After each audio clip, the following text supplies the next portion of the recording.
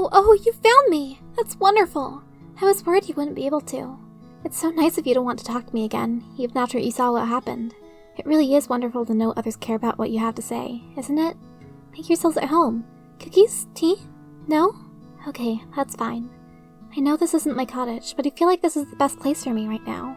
I have every faith that Angel will be able to handle the animals for the next few days, and I know everything will work itself out before he exhausts himself. It's funny how he's always been the one to take care of me while I take care of my little friends, and now here I am, taking care of him. I know you want to know why I'm doing this for everyone. I'm sure you think I'm overextending myself, trying to help more ponies than I actually can, or that I'm not thinking about others' feelings, but I'm confident I can do this. I finally figured out how to be assertive and stick up for myself. Isn't that supposed to be a good thing? So why am I doing this? I'd rather wait until my friends arrive so I don't have to repeat myself. I'm sure you understand. But I guess I can share a few things. I guess I finally grew up. I finally realized for real how unfair the world is, and it would be cruel of me not to do everything I can to fix things and help every pony I can. Did you know Ditsy Doo almost lost custody of Dinky? When they brought all those doctor ponies to help everyone after Discord's attack, they thought because of Ditsy's language problems that she was too, mentally inept to raise a child. Dinky had to stay with a mare from her father's family. The paperwork said she was her big sister, but no one knows if Ditsy had her when she was really young or someone shuffled paperwork for her sake. Thankfully, the other doctors were able to prove that Ditsy is fully rational, intelligent, capable of holding a job, and is fully attentive to Dinky's needs as a foal. The hardest part was proving that Ditsy wasn't damaging Dinky's ability to communicate. She came very close to losing her just for that. It was so unfair. So horribly, horribly unfair. And of course, that's just one family. There's so many others out there who are hurting. Ponies terrified of what others think. Ponies wanting but unable to return others' feelings. Ponies having to leave their friends and family behind. Ponies who want to fly but don't have wings. Ponies who want to do magic but don't have horns. And ponies who just want a connection with nature, but aren't earth ponies. The princesses did a good job of cleaning up after Discord made a mess of everyone, but they couldn't fix everything. There are still so many ponies hurting. But I've been given a gift, and I'm going to use it to save Equestria. Every pony will get to be happy, healthy, loved, and they'll never have to hurt each other to find what they need, ever again. I helped Shirley understand this, since she loves each of her students like her own child, and she's agreed to help me whatever way she can. Oh, don't go. There's no need. You can have everything you'll ever need or want right here. Isn't it wonderful? Be happy. Be at peace. Listen to Mother's voice. Listen to Mother's song. Feel Mother's embrace. Feel Mother's love. There's no need to leave. Let the mist protect you from the cruel, heartless sunlight. That's it. Just forget it all. Let it all go. All those silly regrets, all those silly sorrows, heartaches, mistakes, and memories that only weigh you down. Yes, my children, just listen to Mama. Listen to Mama's love. Listen to Mama's song. Isn't that so much better now? Come here, little fools. Let Mama look at you. Tickle, tickle. Mama loves hearing you laugh. Come here, snuggle with Mama. Mama loves you too, dear. Mama loves you all so very much. Mama will protect you. You'll never be lonely with Mama here. Mama's very happy she managed to convince you all to let her in. Very happy indeed. Mama's so proud of you all.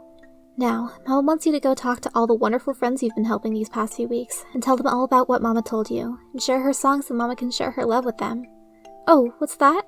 You still need to write about what my friends are doing for your little storybook? Well, that's alright. Come here, sit next to Mama, and we can watch my dear knight Shirley teach them all that taking away others' happiness is wrong. Rarity Belle charged for the still delusional Sweetie Belle. Shirley spun like a drill and dive-bombed her, knocking her off her hooves. Rarity jumps back to her hooves and tried to dash around the knight's flight path, but Shirley's eyes stayed on her.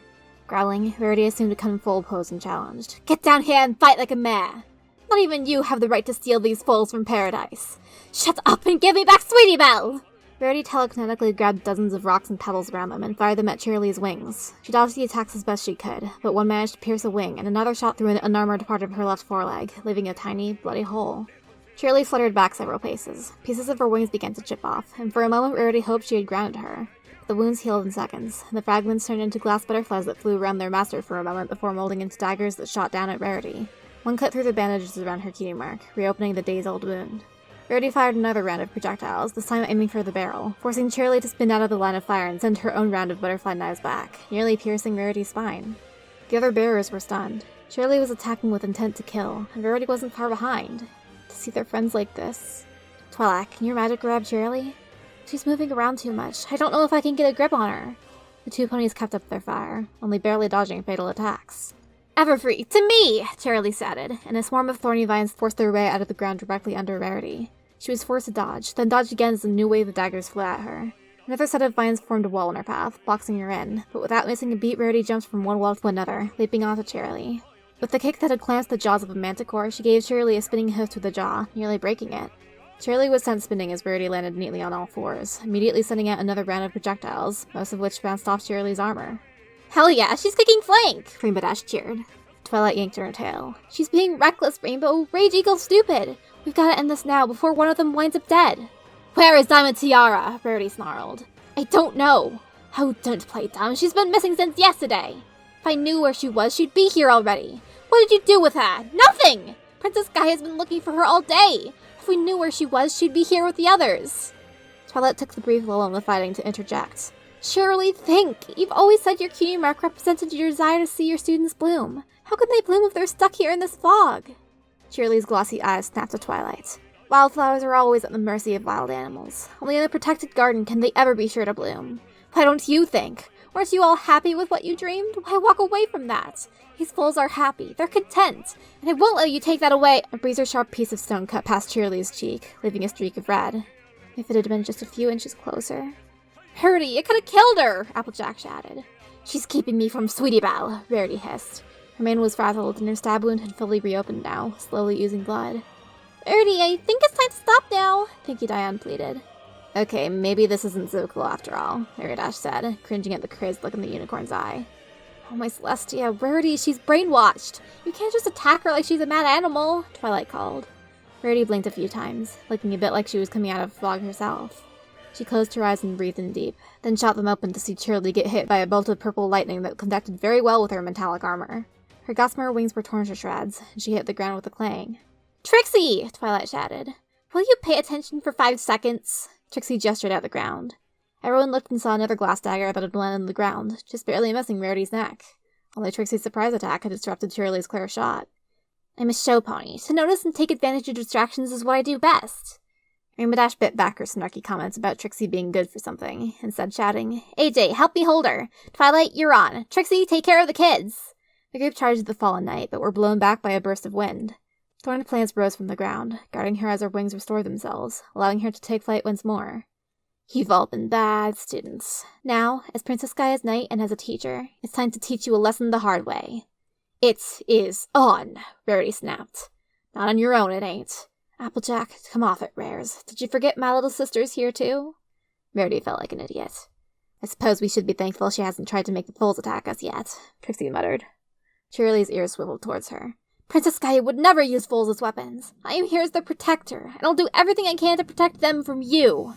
The heroes rushed her all at once, but Cheerilee just moved swiftly through the air, agile enough to dodge Rainbow Dash's melee attacks. Anything with a wider range would have just hurt the foals as well.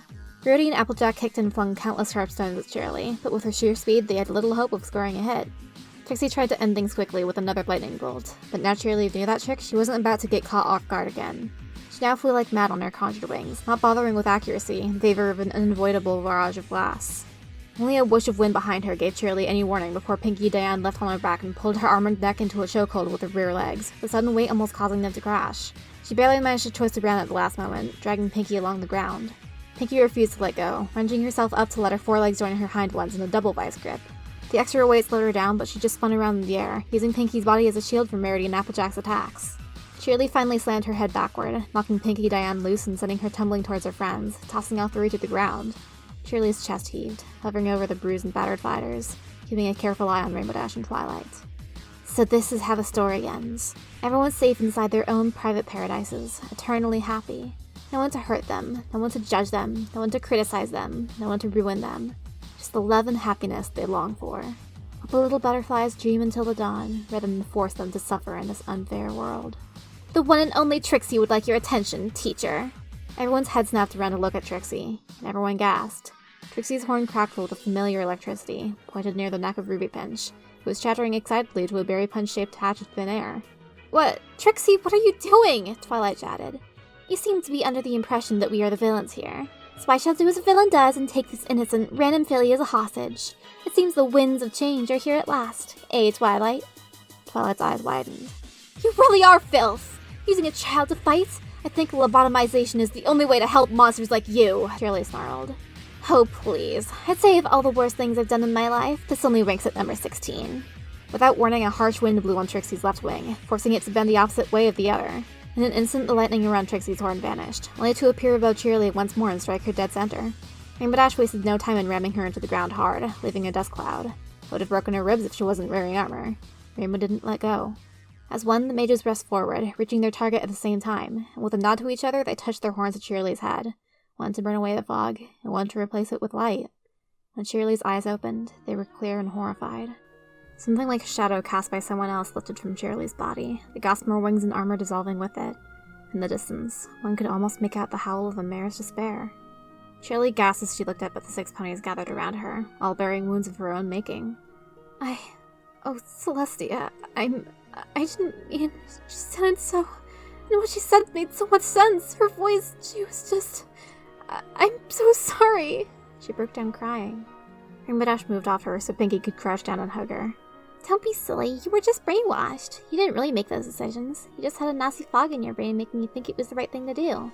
So you don't have anything to apologize for. And even when your brain was mushy pea soup, you thought about your students first. You should be proud you held on to what made you you, even with your brain zapped. That's more than any of us could say. Some of the tension eased from her shoulders at Pinkie Dawn's words. Twilight didn't waste much time. Shirley, what happened? Class was about to get started. Applebloom and her friends came in with Silver Spoon, and a flock of birds followed them in and began singing. They sounded almost like Fluttershy, actually. Then things became weird. We had to come here. It was important we came here, no matter what. So I brought them all here. Then all the foals fell into their own fantasies, and I saw this beautiful mare. I couldn't even describe her to you. It's like she was a dream herself. But she told me she was going to save all the foals in Equestria, and she wanted my help. She sounded so convincing. When she talked about helping the children Discord hurt, it was like music to my ears. Then she kissed me on the forehead, and it was like she put a piece of herself inside me. And it was wonderful. I could use magic, more than just a regular earth pony. And everything she said made such perfect sense to me. All I wanted was to see my students happy. She hung her head. Tell them to forgive, Applejack said, helping her up. I feel I should apologize myself. I was foolish, the embodiment of unladylike, Verity admitted. I get it. If my little sister were here, I'd have done the same, Shirley said, glancing at Ruby Pinch. Applejack and Rainbow Dash carefully said nothing. It's just a shame Scootaloo isn't your sister this time around, Pinkie Pie chirped. I still think it was a bit mean on Hasbro's part, but at least you still have her in your class. Shirley stared at her with a blank look of someone who was entirely unused to Pinkie Pie's Pinkie Pie-isms. Oh, sorry. Probably shouldn't have told you that. Shirley just shook her head and looked around the clearing Adelaide before spotting a face she didn't recognize. Wait, you... Oh my goodness, are you the magician Snits and Sails are always going on about? Shirley said, taking a few steps towards the blue unicorn.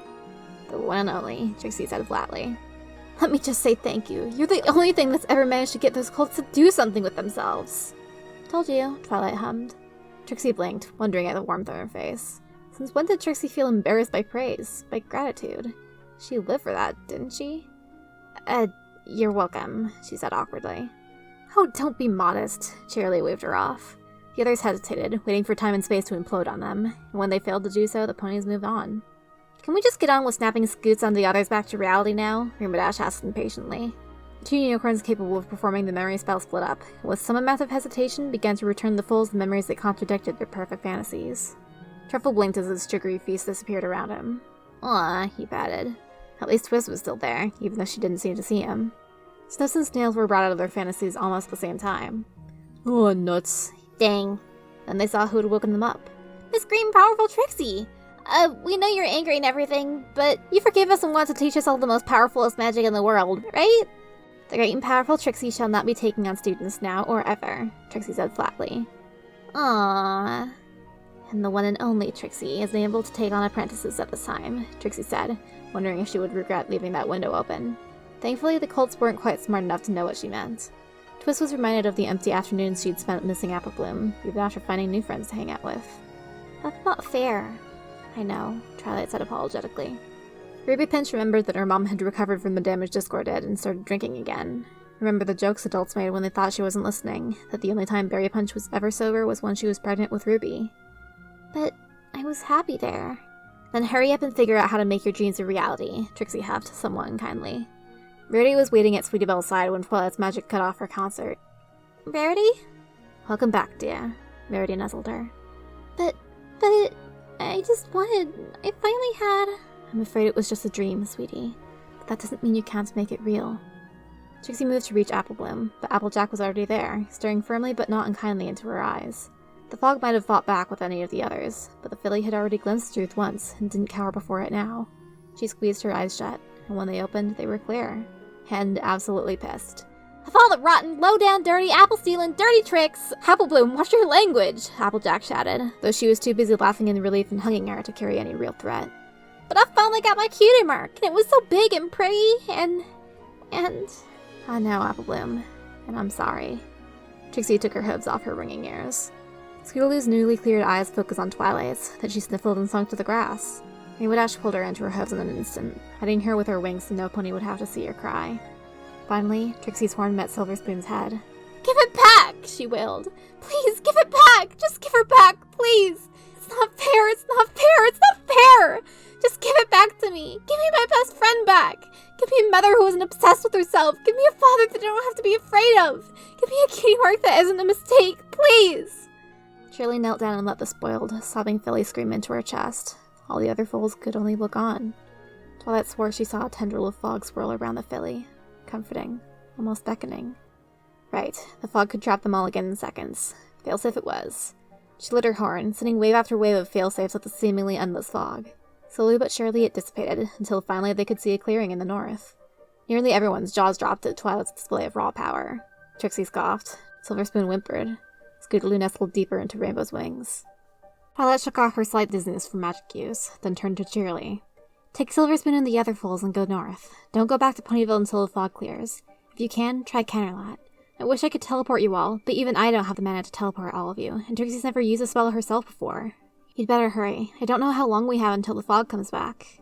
I understand. Trixie said, I vote we go back to Twilight's mail delivery dragon and have him send a message to the princess saying an evil, delusion-inducing magical fog has swept across the land, and it may or may not be caused by the most sweet and innocent mare this side of Nixie. Let your mentor, the sun goddess, save the world for once. 1 time out of 3 shouldn't be that troublesome for her.